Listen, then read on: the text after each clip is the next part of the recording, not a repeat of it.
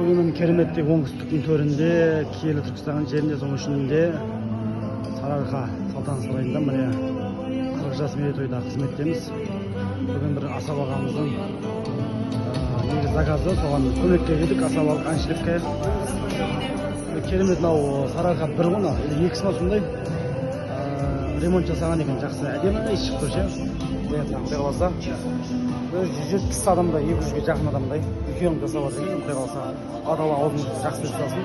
Бүгін Алла қаласа жақсылап өнерімізді, Құдайдың берген талантымызды көрсетеміз. Әншілігімізді, асабалығымызды Алла қаласа бұйырса.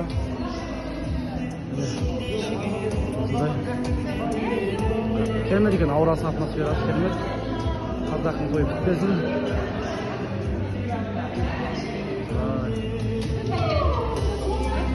Солай, осы жерде қызметтеріміз құдай қаласа бұйырса.